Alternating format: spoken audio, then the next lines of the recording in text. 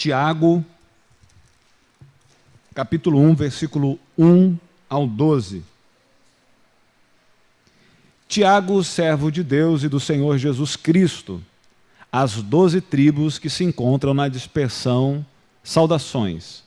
Meus irmãos, tende por motivo de toda alegria o passardes por várias provações, sabendo que a provação da vossa fé, uma vez confirmada, produz perseverança.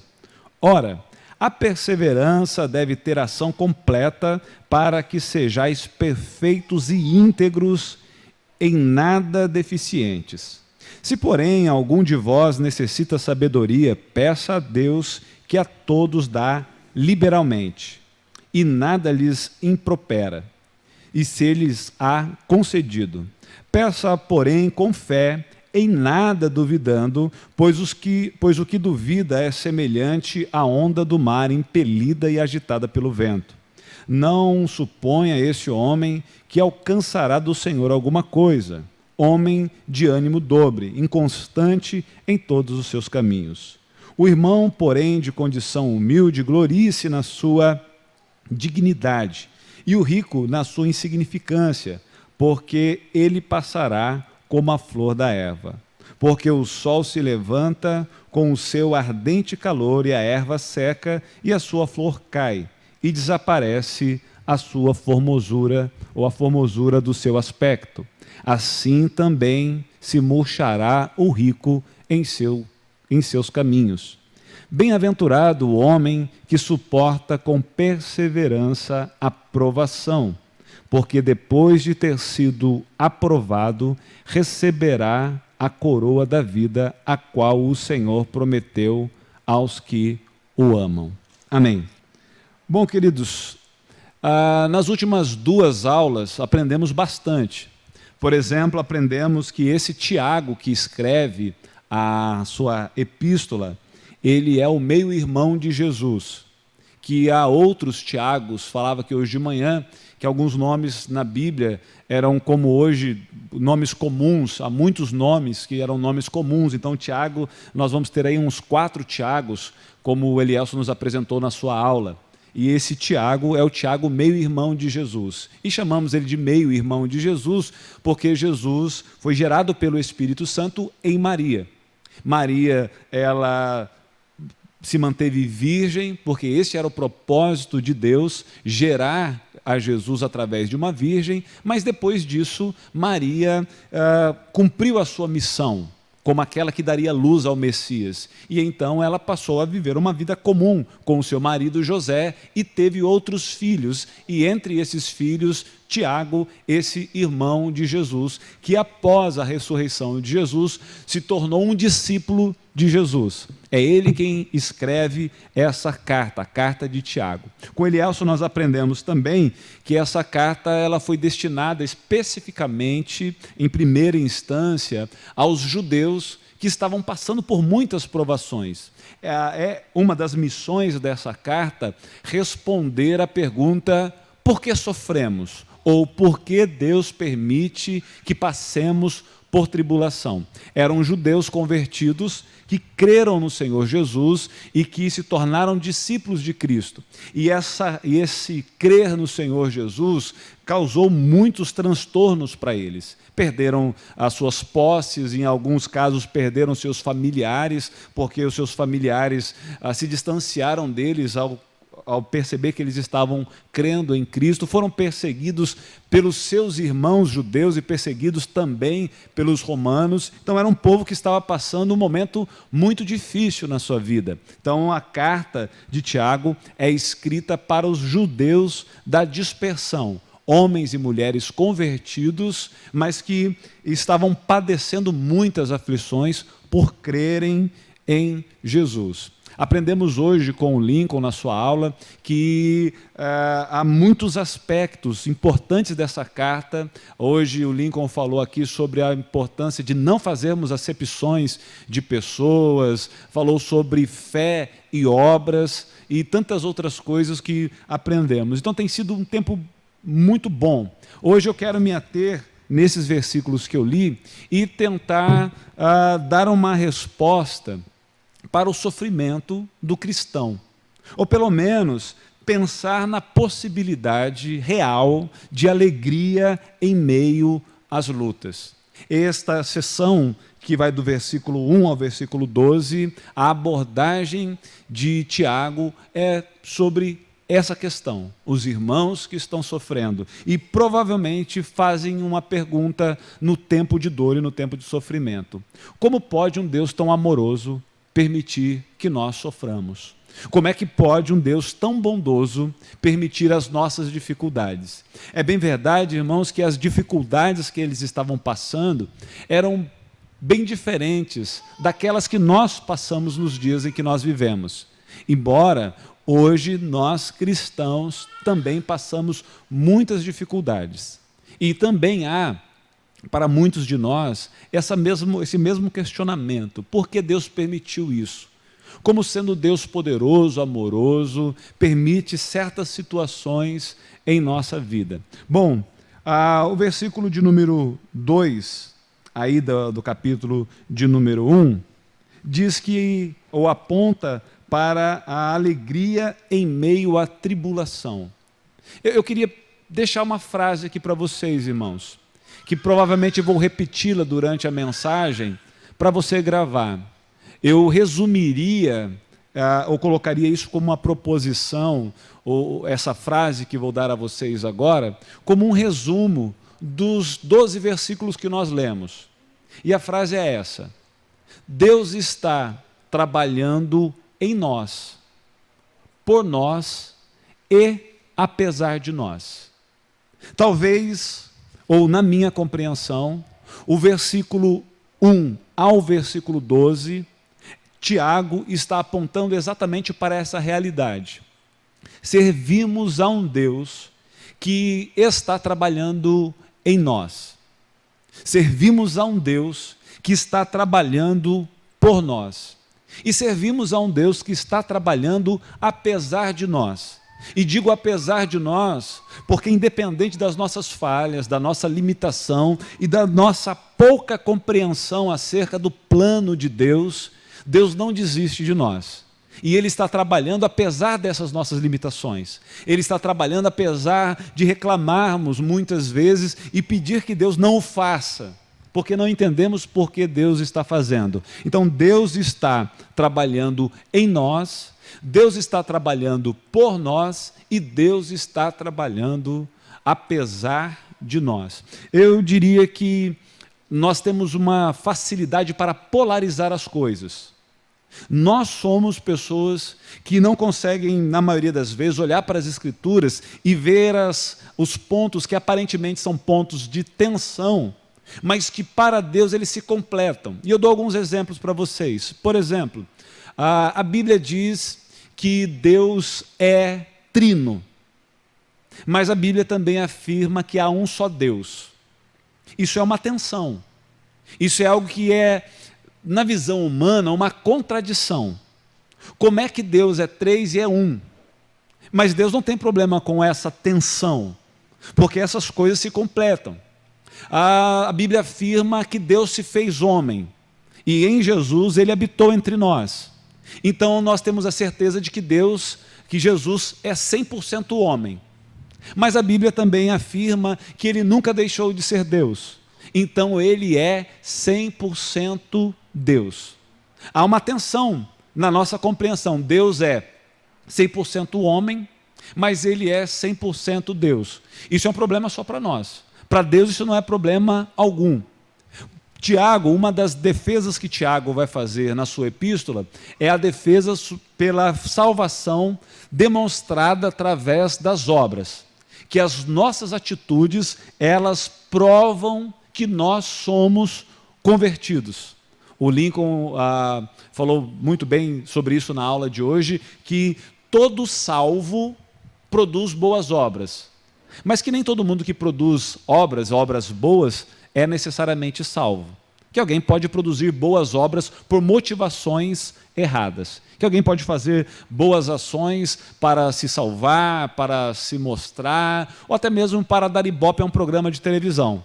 Quando a gente vê, de repente, o camarada lá reformando uma casa, mandando alguém de volta para a sua terra e fazendo um baita de um investimento, ali ele está segurando a audiência, ele está ganhando, aquela boa obra não é sinal de uma salvação. Então, quando nós olhamos para as Escrituras, nós vemos essas tensões ou essas aparentes contradições, mas que para Deus elas se complementam. Então, quando nós pensamos, por exemplo, em alegria em meio à tribulação, é algo que para a gente não combina. Para nós, são coisas totalmente diferentes e distintas. Mas o chamado de Tiago para nós, no versículo de número 2, é: irmãos, tenham por motivo de toda alegria o passardes por tribulação, aflição, luta, e aí você dá o nome que você quiser. Tenha por alegria passar por grande tribulação. Eu não sou alguém que simpatiza com o sofrimento. E certamente Tiago também não é. Mas Tiago está nos apresentando aqui, ou ele está escrevendo para crentes. E aí, irmãos, é importante dizer isso. Quando Tiago escreve, ele está escrevendo para aqueles que são salvos. E isso é o tipo de coisa que não cabe na mente de quem não é salvo. Isso é algo que realmente parece uma loucura quando é falado para alguém que está lá fora. Porque para que eu possa me alegrar em meio à tribulação, eu preciso conhecer o Deus a quem eu sirvo. Eu preciso entender qual é o propósito maior de Deus. Eu preciso entender isso que eu acabei de afirmar agora, que Deus está trabalhando em mim, e que Deus está trabalhando por mim, e que Deus está trabalhando apesar de mim. Se eu não conheço o caráter de Deus, se eu não conheço a bondade de Deus, se eu não entendo que este Deus a quem eu sirvo se esvaziou da sua glória, se tornou homem, se ofereceu por mim em uma cruz, eu não consigo dimensionar o amor de Deus. Então eu passo a desconfiar que esse Deus é um Deus que está me punindo. Eu passo a desconfiar que esse Deus é um Deus que me abandonou. Eu passo a desconfiar que esse Deus é um Deus que não olha para mim com amor verdadeiro.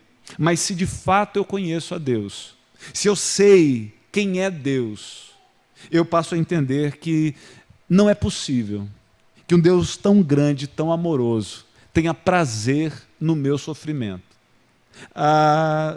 Tiago, ele está muito conectado, irmãos, com tudo que a Bíblia diz. Aliás, deixa eu lhe dizer uma coisa, nunca se aproxime deste livro como um livro qualquer.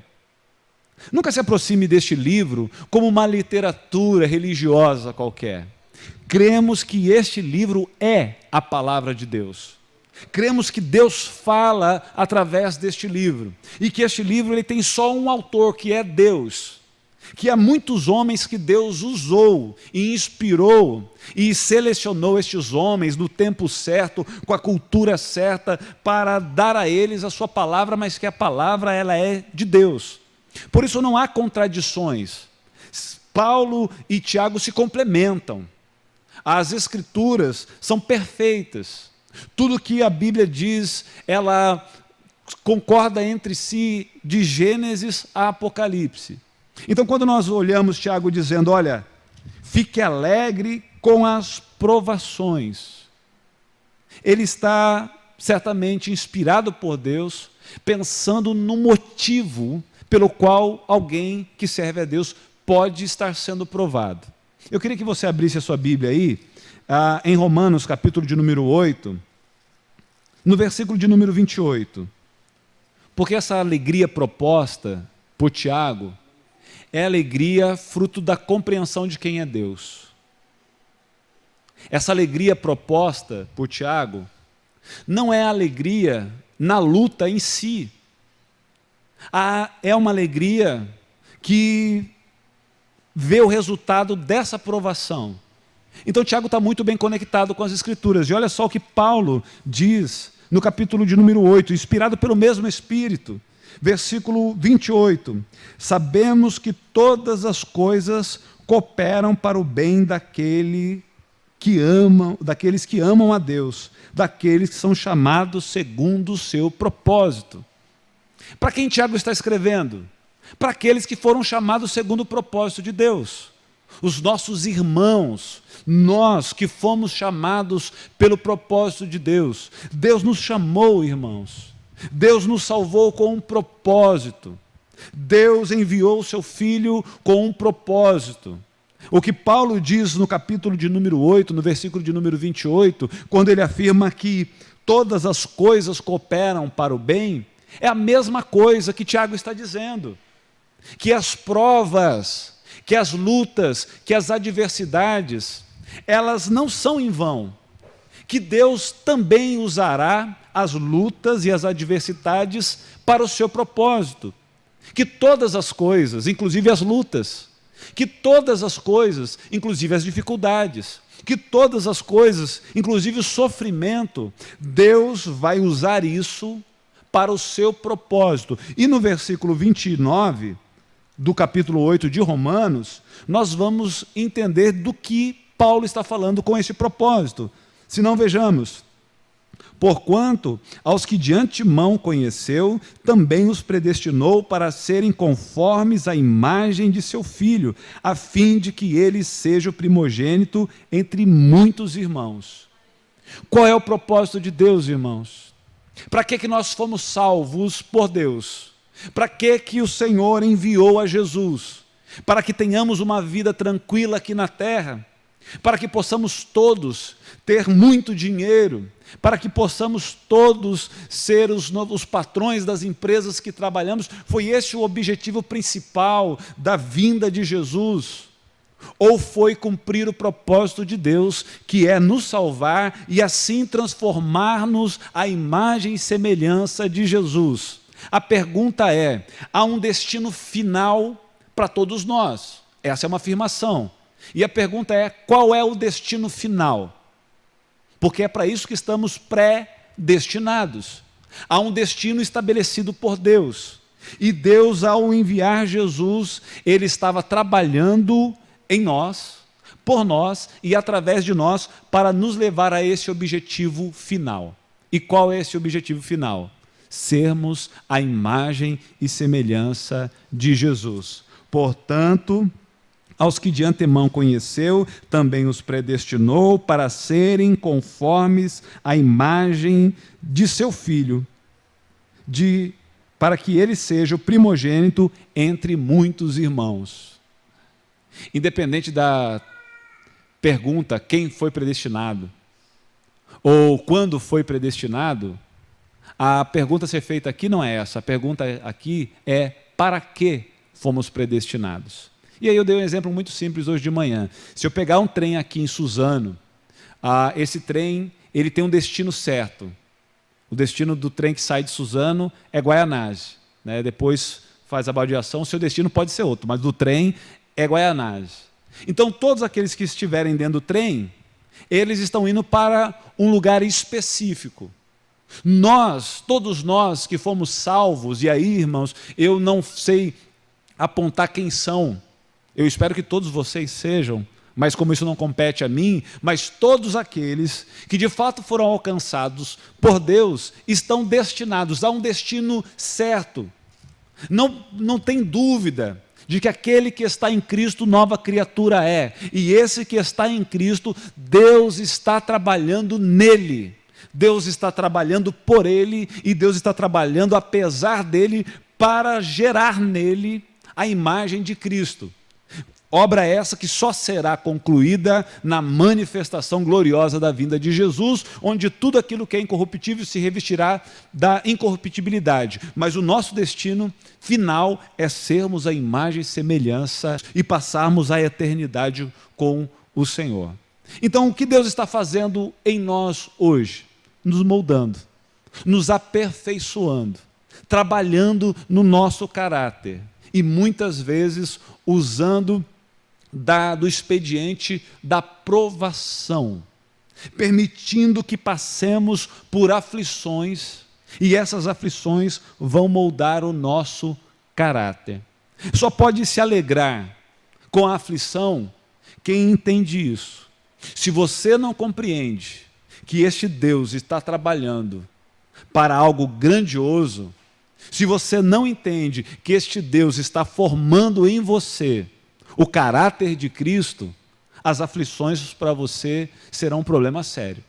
Mas se a compreensão é de que Deus está trabalhando em você, está trabalhando por você, e que, como Pedro afirma, que o peso da glória futura não se pode comparar às nossas leves e momentâneas tribulações, se você compreende o que Deus está fazendo, você vai se alegrar na provação. Veja bem, não é, e eu disse aqui, não é um masoquismo, é o que essa provação, ou que essa dificuldade, ela vai produzir em mim. Então, no versículo de número 2 de Tiago, capítulo 1, ele vai dizer o seguinte, ou melhor, versículo 3, sabendo que a provação da vossa fé, uma vez confirmada, produz perseverança. Eu já disse aqui algumas vezes aos irmãos, a prova tem dois motivos. Nós temos aqui a Etienne, a professora, a Cris é professora. Quem mais é professora aqui? A irmã é professora. Quem mais? Tem mais professores aqui? A irmã é professora. Professores, está cheio de professores aqui, que bênção. A Gil, a Débora, minha esposa também. Irmãos, qual é o motivo pelo qual um professor aplica uma prova? E aqui a palavra prova, para mim, ela está muito bem encaixada aqui. A prova serve para avaliação do professor e a prova serve, como já disse centenas de vezes aqui, para avaliação do próprio aluno. Quando o professor aplica a prova, ele quer saber se o aluno está pronto ou não. E isso vai fazer com que o professor tenha essa ciência e vai fazer também com que o aluno tenha essa ciência. O professor aqui é Deus, que sabe todas as coisas. Então ele não precisa nos provar para saber algo, ele sabe. Logo, a aprovação que nós podemos passar só serve para uma coisa, para que nós saibamos quem nós somos. Aí eu estava pensando aqui, imagine só, o camarada que escolheu fazer medicina. E aí ele entra na faculdade. E ele passa o primeiro ano e não tem nenhuma prova, nenhuma avaliação. E ele está lá fazendo o curso dele. Ele vai para o segundo ano, para o terceiro, quarto, quinto ano, e ele não faz nenhuma prova. Ele não tem nenhum momento onde ele mede se ele realmente aprendeu, se ele realmente entendeu. Ele não é colocado à prova em momento nenhum. Simplesmente ele assistiu a aula, ele participou, ele viu as aulas e ele vai indo para o próximo ano. E aí então nós encontramos esse médico agora na sua primeira cirurgia. E quando ele está diante do paciente, bisturi na mão, paciente anestesiado, ele percebe que exatamente sobre aquele tipo de cirurgia, ele não aprendeu. Ele teve a aula, mas ele não prestou atenção. Ele teve a aula, mas ele não conseguiu compreender aquilo que o professor falou. Mas agora ele está num momento crucial da vida, onde ele tem um bisturi na mão e o paciente já sedado na sua frente. A possibilidade de que esse paciente não saia da mesa com vida é muito grande. Então, à medida que esse médico, lá no passado, ia tendo provas, ele ia percebendo se estava pronto ou não. Ele ia sendo avaliado. E essa prova ia mostrando para ele que ele não estava pronto. Bom, se Tiago, conhecendo a Deus, está falando, irmão, fique alegre com a prova. Fique alegre quando você passar por tribulação. Porque quando você é provado, você pode ser aprovado, ou você pode perceber que você não está pronto. Você pode perceber que você precisa olhar com mais atenção. Um dia nós nos encontraremos com o Senhor. Um dia nós nos encontraremos com o Senhor. E ao nos encontrarmos com o Senhor, precisamos estar prontos. E o Senhor não quer que nós nos encontremos com Ele despreparados. Então o que o Senhor fará? Trabalhará em nós. trabalhará por nós. Deus está nos preparando, irmãos. Deus é tão bom que Ele nos salva, mas Ele não nos deixa ao nosso próprio critério. Deus nos salva, mas Ele não nos deixa seguir a nossa vida por nós mesmos, porque nós não conseguiríamos. Então o Senhor nos salva e começa um processo na nossa vida de santificação. Deus nos salva e começa um processo de preparação. Começa um processo na nossa vida onde Ele vai nos preparando dia após dia, onde Ele vai muitas vezes mostrando para nós que ainda não estamos prontos e muitas vezes usa do expediente da provação.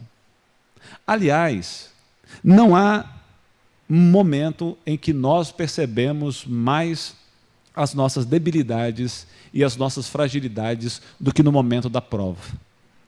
É no momento da luta que nós percebemos quem somos. Eu disse aqui hoje de manhã que como nós agimos é algo pensado. Como nós reagimos é algo muito natural, muito espontâneo. Quando eu até disse que a melhor avaliação que eu tenho para obreiro na igreja, ou para alguém que aspira a um ministério, é ir jogar futebol com ele. Porque quando eu digo assim, olha, prega, a pregação de um obreiro, ela é pensada. É pensada. Ele vai se preparar, ele vai orar e ele vai agir. Quando eu digo para ele, olha, vamos tomar um café comigo, e ele então diz, olha, eu vou tomar um café com o pastor, e talvez o pastor está me avaliando, ele vai agir nesse café comigo.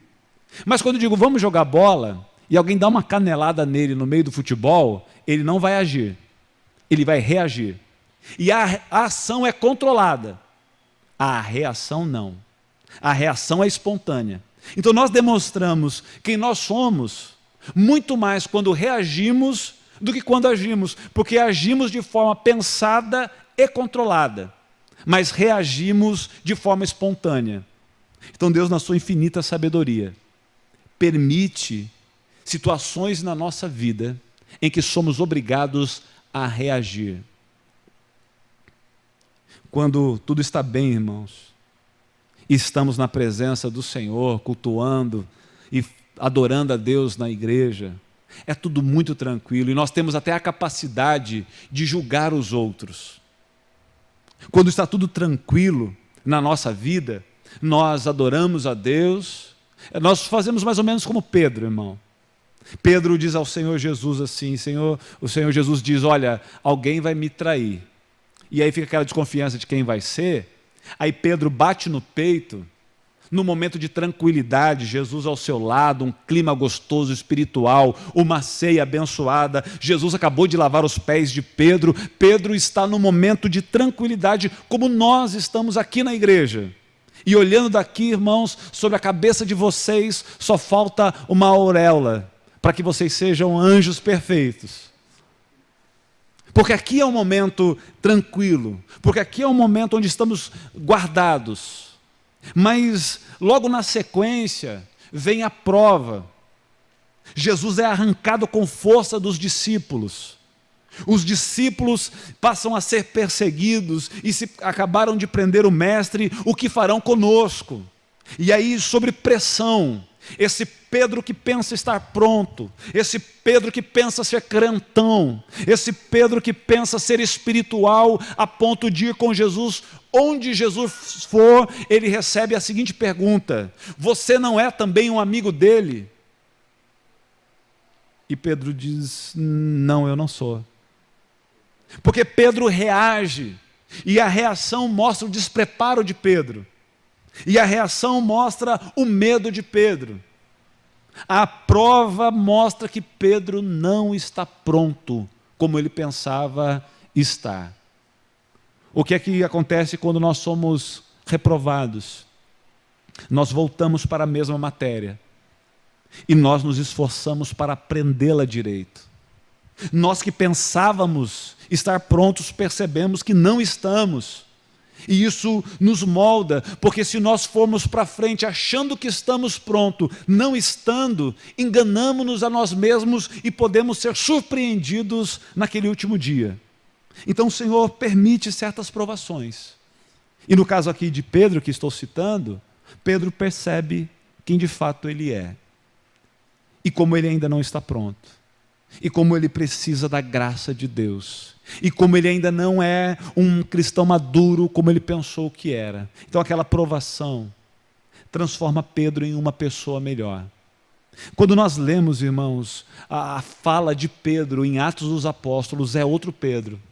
O Pedro provado, o Pedro que passa por situações difíceis, o Pedro que chora amargamente. Este Pedro se torna alguém melhor para ser usado por Deus, alguém mais preparado. Eu penso que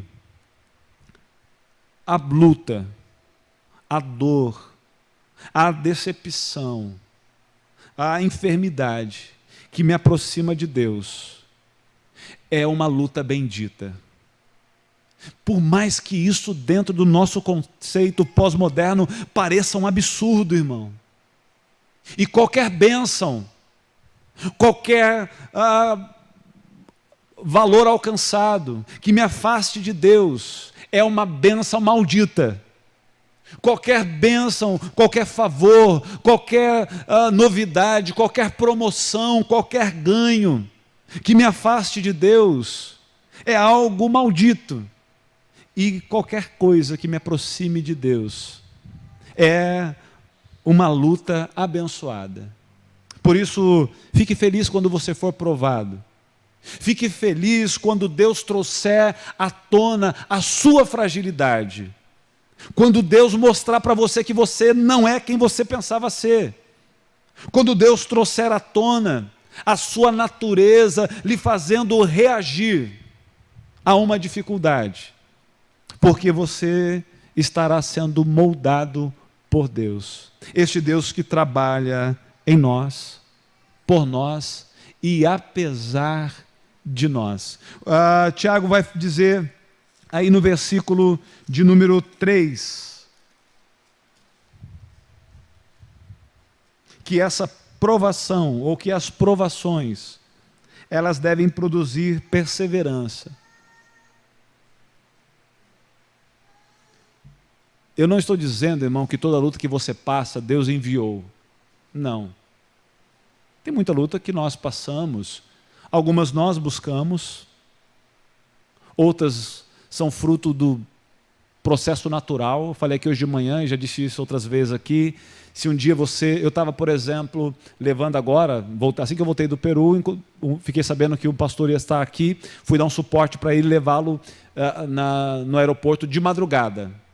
De madrugada, passei num buraco na rua do aeroporto, estourou meu pneu. Né? E é lógico, isso é terrível, você tá, o camarada atrasado, você trocando pneu ali, e aí você vai encaixar o macaco não encaixa, é uma loucura e tal. Mas só pode sofrer um problema com o carro quem tem carro. E quem tem carro tem a possibilidade de um pneu furar, faz parte de uma série de probabilidades, pode ser apenas algo natural. Mas até as coisas naturais, quando eu leio Romanos 8, eu vou ver que Deus está trabalhando em todas as coisas. Algumas coisas Deus enviará para me moldar, algumas coisas o diabo tentará para me destruir e Deus transformará em algo para me moldar, e outras coisas serão processos naturais da vida que Deus usará para me moldar, porque em todas as coisas, Deus não enviará todas as coisas, mas Deus trabalhará em todas as coisas para me moldar e formar em mim um caráter cristão, para que eu seja conforme a imagem e semelhança de Jesus. Então há um processo, e Tiago não se aprofunda no processo, mas olha aí, Romanos capítulo de número 5, leia o que está aí em Romanos capítulo de número 5,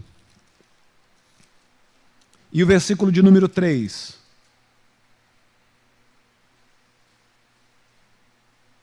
E não somente isso, mas também nos gloriamos nas próprias tribulações, sabendo que a tribulação produz perseverança. A perseverança, experiência, e a experiência, esperança. Percebe que há um processo de Deus?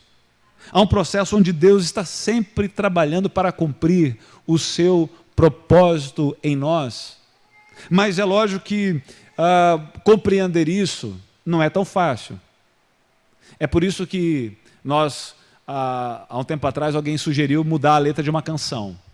Cantava-se um hineto na igreja, um corinho na igreja, que é o corinho assim: eu quero ser, Senhor amado, como um vaso nas mãos do oleiro, quebra minha vida e me faça de novo. E alguém diz: não canta mais isso não. Não fica pedindo para Deus te quebrar. Não pede, porque para que pedir para Deus te quebrar? Sim, irmãos, se quebrar-nos, fará com que nós sejamos um vaso novo que Deus nos quebre. É impressionante porque ao falar sobre isso, é natural que todos nós pensemos da seguinte forma: eu não quero luta, eu não quero dificuldade. Isso nos diferencia muito dos nossos irmãos do passado. Muito. Porque os nossos irmãos no passado cantavam com muita sinceridade: mais perto quero estar, meu Deus, de ti, ainda que seja dor que me una a ti. Mas nós não somos de uma geração que quer dor que nos aproxime de Deus. Nós não pertencemos a uma geração que diz: Senhor, se tiver que me quebrar, me quebra. Irmãos, deixa eu contar uma coisa para vocês aqui. Na minha simplicidade de novo convertido, quantas vezes, talvez por uma compreensão teológica errada, talvez por falta de instrução, mas quantas vezes eu fiz uma oração tão sincera, que podia estar até errada teologicamente, mas que era poderosamente sincera: Senhor, se o Senhor perceber que eu estou me desviando da tua presença, me mata. Não me deixe desviar-me da tua presença, Senhor. Eu sei, irmãos, que isso pode ser fruto de uma teologia errada, mas com uma sinceridade de quem diz assim: Senhor, a vida não é nada comparada à tua presença. Senhor, as bênçãos não são nada comparado à tua presença. Senhor, o teu propósito maior não é que eu seja rico, que eu seja famoso, ou que eu viva uma vida tranquila. O teu propósito maior é que eu viva a eternidade contigo. Então, se alguma coisa pôr em risco a minha eternidade contigo, me arranque da terra antes. E aí depois eu fui aprender um pouco mais de teologia e passei a ser um pouco mais covarde e não fazer esse tipo de oração. Eu não sei se eu aprendi ou se eu desaprendi, mas a grande verdade é que se a compreensão é correta de que o que Deus está permitindo é para o meu bem, eu devo dizer: Senhor, faz em mim a tua vontade. Quantos de nós, irmãos, muitas vezes só abrimos os nossos olhos no momento da dor? Só no momento da dor. Só percebemos o quanto estamos distantes do propósito de Deus quando vem a adversidade. Ou você duvida disso? Se eu marcar aqui um tempo de oração todo domingo às 6 horas da manhã, a maior parte de nós não virá. Ou se eu propor que você ore na sua casa, num horário um pouco mais difícil, a maior parte de nós não vai orar. Mas quando chegar a crise na empresa, e que você é o do cartão de ponto número 25, e o 21, 22, o 23 e o 24 já receberam notificação de que eles estão despedidos, eu tenho certeza que no domingo pela manhã, às 6 horas, você será o primeiro aqui dizendo: Senhor, sou teu servo, ajuda o teu servo, Senhor. Senhor, me perdoa porque esse tempo todo eu tenho andado tão distante do Senhor, tenho sido negligente com as tuas coisas. É porque é aí que você percebe a distância que você está de Deus.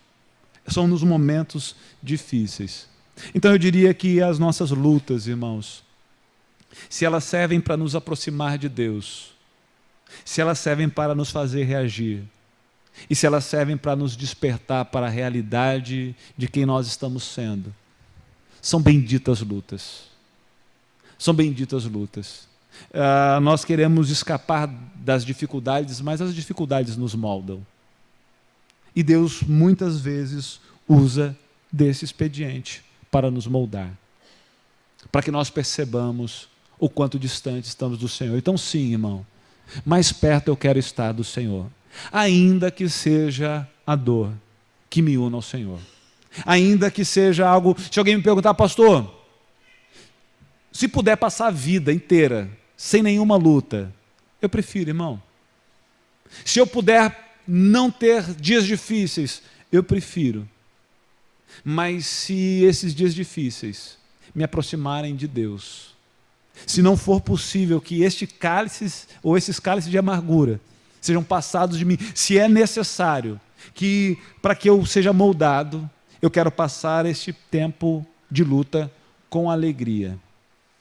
Só pode ter alegria na luta quem olha para o Deus que permite a luta e o reconhece como todo-poderoso. Só pode passar com alegria. E não é a alegria da dor, é a alegria do que aquilo produz. É olhar e dizer, se Deus está permitindo, Ele está fazendo alguma coisa em mim. Deus está fazendo alguma coisa em mim. Nós estamos passando agora, 2016 foi um ano um pouco difícil, e é lógico que isso também acontece para a igreja, né? E quando a gente vê tempos difíceis, irmãos, nós percebemos como a igreja reage muitas vezes de forma positiva em meio à dificuldade. E como em meio à dificuldade também, que as provas às vezes acontecem para fazer uma distinção de quem é e quem não é. Na hora da dificuldade, a gente vê quem é e quem não é. Então a provação ela serve para fazer essa distinção. Então o que o Tiago está dizendo é o seguinte: está passando pela luta? Eu falei aqui hoje de manhã, lembrei do camarada que foi cantor um tempo, agora é deputado, sei lá o que ele é, que gravou uma música dizendo, vou passando pela prova dando glória a Deus. Talvez ele se inspirou em Tiago. Eu acho que a ideia é mais ou menos essa aí. Eu não gosto de passar pela prova, mas se tenho que passar, que eu passe por ela reconhecendo, Deus está trabalhando. Deus está trabalhando em mim. Deus está fazendo alguma coisa. Deus está fazendo alguma coisa por mim. Deus está fazendo alguma coisa em mim. E Deus está fazendo alguma coisa apesar de mim. E a conclusão está aí no versículo de número 12, do capítulo 1 de Tiago. Muito feliz é o homem, bem-aventurado, aquele que suporta com perseverança a provação, porque depois de ter sido aprovado, receberá a coroa da vida, a qual o Senhor prometeu aos que o amam. Aquele que persevera, aquele que entende que a aprovação não é para destruição. Deus está trabalhando em nós. Se alegre, irmão. Se alegre. Se alegre porque Deus não deixou de ser Deus. Se alegre porque algo especial Deus está fazendo nas nossas vidas. Eu quero orar com você que está passando luta. Eu quero orar com você que em algum momento da sua vida reconhece que o momento não é um bom momento e que pode tirar desses maus momentos boas lições. Eu quero orar por você para que neste tempo seja um tempo de crescimento, um tempo de aprendizado, um tempo onde Deus te transforme em alguém mais parecido com Cristo. Que essa luta, ou que essa dificuldade, ou que essa provação, tribulação, chame como você quiser, ela possa redundar em glórias a Deus.